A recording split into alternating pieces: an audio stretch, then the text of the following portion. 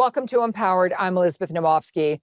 Now, when you've worked in a C-suite role or professional capacity throughout your career, where do you go from there? What is your next phase before full-on retirement? Most women don't retire. They get themselves on boards. So why do we need more women on boards? And how do we get women on boards? What qualifications and work experience do boards really require? To find out the answers to all of my questions, I'm joined by Michele Ashby, CEO and founder of ACE LLC. Michele is training 1,000 women to get on boards and gets them board certified. Michele, welcome to Empowered. Thank you for being here today. Thank you, Elizabeth. It's my pleasure. So I'm so excited to speak to you about this because you know boards are near and dear to me, and that's one of my goals right now. So where do we stand regarding women on boards in corporations in the United States and in Canada? So when we look at the publicly traded markets, which is where we get the most data, in the largest companies in the US, and I'm talking about Fortune 500, we're at a record high of 33%. It's never been that high. Now, keep in mind that women are 50% of the population, and I believe deserve to be 50% of the people sitting at the board table. In Canada, the number's a little bit lower in the top 100, which would be comparative to our Fortune 500. It's about 28%.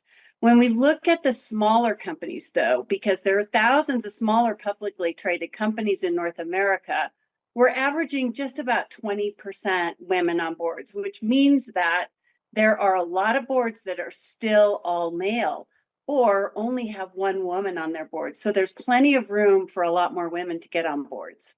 And I'm a firm believer we need more women on boards. But for those of you that don't know, why do we need more women on boards? Well, we deserve to be on the boards because we're 50% of the population, right?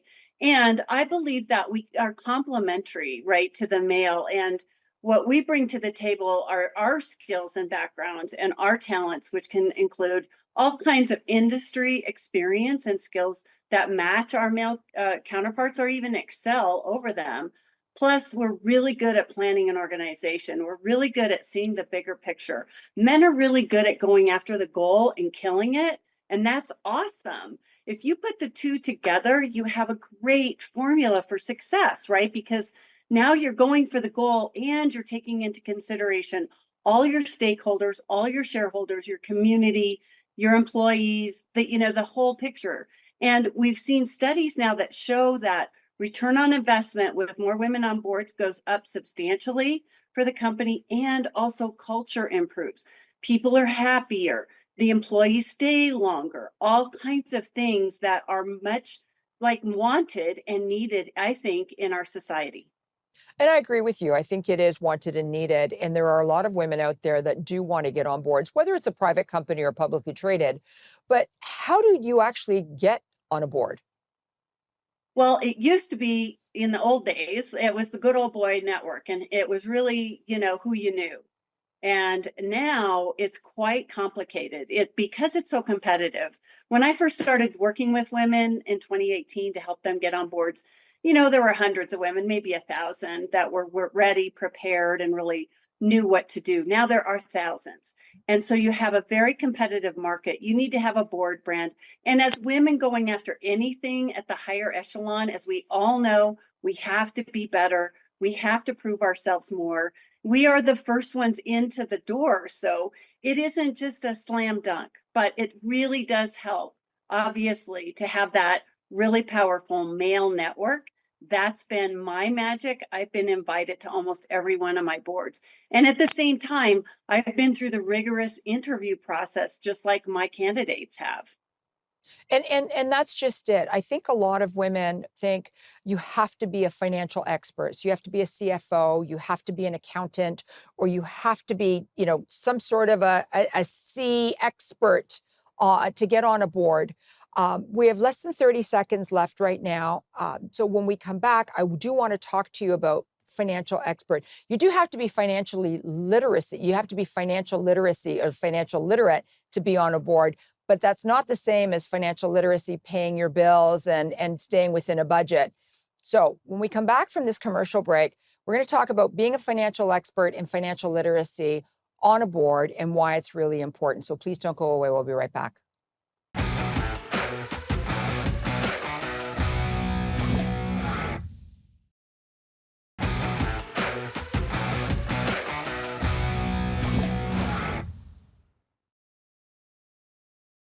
Welcome back to Empowered. I'm Elizabeth Naumovski. On today's episode, we're discussing women on boards. Now, before we went to commercial break, we were talking about, like, do you have to be a financial expert to get on a board? So please, Michele, do you?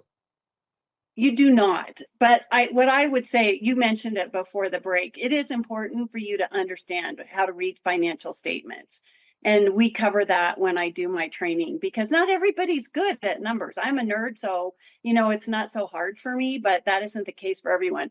But when we look at the statistics of, percentage of women that do have that CPA, CFA, or accountant background, it's really about 25%. So it's a myth that you have to have that high level of financial expertise in order to get on a board. And I'm so glad that you said that, because most people the assumption is, oh, if you're a CFO or a chief financial officer or someone with an accounting background, you're a shoo-in. But I'm glad that you said that. The other thing I want to ask you is, what are the requirements for getting on boards? Well, I want to address the legal requirements. In Canada and the United States, you have to be over the age of 18 and not a felon. So the bar is pretty low, but the rest of it is really quite subjective and very rigorous. So where do all the other, kind of qualifications come from? They come from the exchanges, they come from the shareholders, they come from the companies. Of course, they want people who have a lot of experience in either broadly in business or in specific areas, depending on what the board is needing, right? So there might be 6 members and they are missing somebody with background in manufacturing. So they're looking specifically for that kind of person. So I know that there are risks and liabilities of, being associated with any company or even with friendships. But what are the liabilities and risks for board members of companies? Because I know that there is board of director insurance. So that's got to be helpful. Exactly. So yes, there are risks and liabilities. In a public company, you are under a lot of scrutiny. It's highly regulated. There are a lot of laws and different things that you have to abide by and make sure that your company is filing those correctly with the exchanges and also with the regulators. Whether you're in Canada, it's with the provincial regulators and the exchanges, and in the United States, it's with the national, which people know of, the Securities and Exchange Commission here. So you don't want to get in trouble with those people. So one of the things is to make sure that there's strong legal, securities lawyers that are either inside the company that you're joining the board of or that the company hires externally. It's usually a no-brainer, but it is something to make sure you have. And of course, you mentioned the directors and officers insurance. There are also other layers of an indemnification that board members are covered under. And just to, I don't like to scare people away, because the percentage of board members that get sued versus the ones who don't is very, very minute, at least at this point in time. Yeah. So we're looking at putting women on boards. What qualifications and work experience do boards actually require? Well, it varies. It's almost like, finding the right person to marry. You have to have what matches up on both sides. So the qualifications that I look for are women who have at least 15 years experience in their career background, who are really excellent at what they do, and also who are motivated and really want to be in leadership roles, and they're courageous enough to step up into those roles. It used to be that people needed, all people would be over the age of 50, because the companies wanted to have a pretty broad background for all of their directors, because that's where the value comes from, is that experience. It isn't just like we won every time. We want people that have fallen down and picked themselves up. All those kinds of things matter and really bring value to the board. So we want to have at least 15 years. We are now seeing boards hiring or bringing in younger people, because of the technology age, because now we have AI, cybersecurity, we have blockchain, we have cryptocurrencies. These things, a lot of let's say the board is average 70-year-old white males, may not have that kind of expertise. And so they want to sometimes bring in a younger person who can fill that void and make sure that they're covering their bases, because this is serious business. This is not to be taken lightly. So when we come back, we're going to talk about how much do board members get paid to be on a board. So please don't go away. We'll be right back with more about women on boards.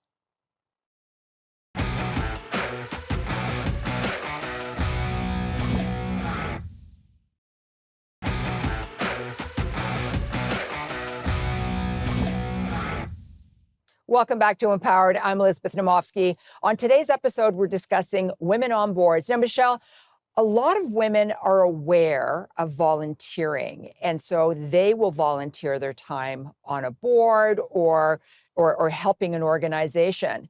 But what they don't know is that, if you're on the board of a private or a publicly traded company, you get paid. So how much do you get paid to be on a board? Really good question. It varies. It depending on the size of the company. Are they revenue generating? Do they have a lot of capital in the bank? Are they have large investors, et cetera, et cetera. Let's say that you're starting on a smaller company. I'm going to say that you're looking at about 25,000, maybe plus some stock or some kind of an equity position. So usually it's a package. So you get a compensation package. The average on a Russell 2000, as reported by Grant Thornton recently, $200,000. So that's a combination of your stock and your cash. If you're in the largest companies in the Fortune 500, it's about 320,000. So it's really quite lucrative for a part-time job.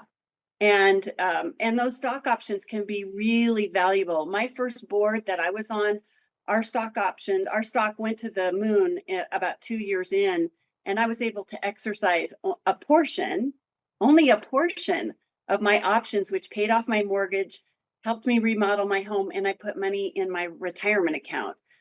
So we want to make sure that we recognize the value of both. Of course, sometimes those stock options in smaller companies, they expire worthless, but they also can be really lucrative. So I just want to go back. You said you were able to exercise, which means you were able to sell a portion of the options that you had, and the options are basically stock at a lower price. Because a lot of times there is there's a ban, not a ban on being able to sell the stock, but you cannot sell it at whatever time that you'd like to. There's always a time to sell and a time not to sell. And also to buy. So every director is subject to blackout rules, and it surrounds all the meetings that you're having and that type of thing. So you are limited in the timeframes that you are allowed to trade because you're an insider. So information that the market doesn't, and that's illegal for you to sell during those times. So yes, you are very regulated, again, in a public company. Private companies, of course, they don't have that. And I think it's really important. You just said that you are an insider, and a lot of people don't know what that is. Basically, you are privy to a lot of confidential information, and only you and the board and management at the company are privy to that information. So you cannot buy and sell stock options. You cannot go and do trades with another company if there's going to be a merger. You have to sit and wait until there is a proper time to do it, and a press release has gone out so that all shareholders are aware of what's happening. Correct? Yes, that's correct. And what the important thing here is that the regulators are watching that all the time. And so even your family members cannot participate in any of, anybody who's related to the company is not allowed to do those kind of trades. And as directors, we also have to file paperwork every time we do a transaction, so that the public knows that we're buying or selling. The other thing too, I just wanted to mention is that you are an insider, so you want to make sure that you connect with your legal counsel and your CFO when you are on the board of directors before you do any transactions. So you get in touch with them and say, hey, I'm interested in buying some stock in the company. When's a good time? And they will take care of that and make sure that you're doing it all on the up and up.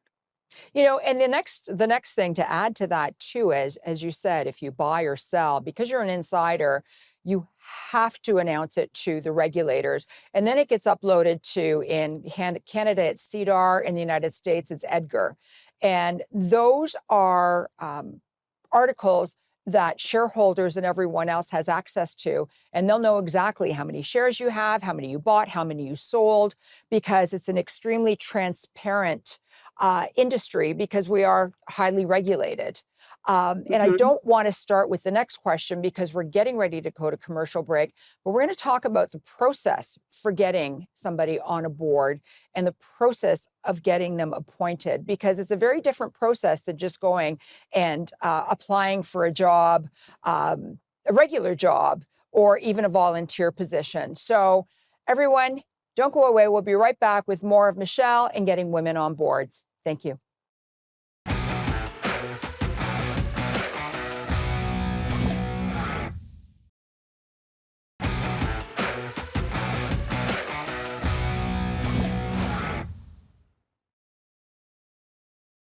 Welcome back to Empowered. I'm Elizabeth Naumovski. On today's episode, we're discussing women on boards, and I'm joined by Michele Ashby, CEO and founder of ACE LLC. Michele is training 1,000 women to get on boards and gets them certified as well.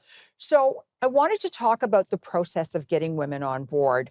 What is the selection process like?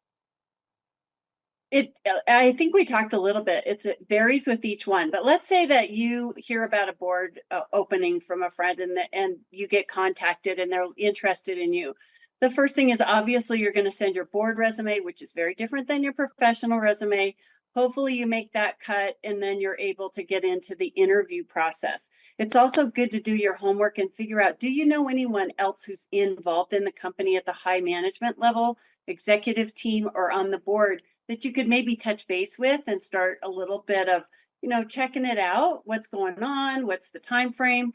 And then you go into an interview process, and that can be a number of different conversations. It may be with the CEO and one of the directors at one point. It might be the chair of the NomGov committee. It might be with the lead director of the board. It may be with a whole committee of the nomination governance committee, committee actually, and more of the management team. So it can be a very extensive process, and sometimes you sign an NDA because you're looking at some of their inside information And an and they NDA need is a to make sure. non-disclosure. Yeah, exactly. So then you wait, and let's say that you are chosen. Now you have to wait for the appointment, and you're not allowed to tell anybody. So you also have to keep that quiet until it goes public. So it can take anywhere from, let's say, 3 to 6 months. Sometimes it takes longer in a publicly traded company to do that, because let's say you're going to be appointed during the annual general meeting, and that's in June, and you're talking to them in October. Yeah. So yeah, so it's a process for sure. It's a long and slow process. And you did talk about the resume being different. I've seen board resumes and they have your photo on, and yet we were always told never to have a photo on our resume. So can you tell us the difference of a resume for someone who's applying for a board? Yeah, I teach people in a completely different way, and I don't put photographs on the biography, yes, but not on the resume. I actually use a template that was given to me by a very successful male board member, and that's what we use for every candidate in the ACE group. So it's very bland. It's all black and white, usually in Times New Roman and Arial. Keep, just the facts, babe, just the facts. And no, swirly doos and dots everywhere, no bullets, all that kind of stuff. So I approach it in a much different, very conservative way than other groups that I've seen. And in fact, the way that I actually presented my first resume, which had colors and bullets, and I got a lot of feedback like, oh, what are you doing? The male brain has to be able to absorb what it's looking at in front of it. So I want to eliminate as many barriers to entry as possible. And I look at things as minute as the font on your resume to make sure that we're doing that. But you know what? All of that is important because it has to be easy to read. So I totally get the font. I totally get the color and the black and white. And there's a lot of work that goes into getting onto a board. And there, as you said, you may apply in October, have the conversation. You'll have to wait till June. So less than a minute left. What is the term and tenure for board members? Because there's so much that goes into it. So you're elected on an annual basis for a public company, and term limits are not very popular in a public company. So the average tenure is about 7.8 years for a public board member. So it's quite good. Okay, and last words, just 10 seconds left. What would you say to women who want to get on a board, and how do they do it? Go for it, because we really need more women on boards, and don't get discouraged. It can take a while. You're going to kiss a lot of frogs before you meet your prince, and you only need that first one. And after the first one, it can be easier. If you love working at the top with people who are making decisions and solving problems, this is the room you want to be in. I love it. It's the most fun I have. But again, I'm a nerd, and I really like those kinds of things. And I like being able to participate in making the biggest decisions. We make a difference in people's lives, equal pay, diversity in the people that we're working with, and helping our communities. There's so many pieces that we can bring our power to. And that's what I want to do, is see as many women as possible do that. Thank you so much. I'm Elizabeth Naumovski. Thanks for watching.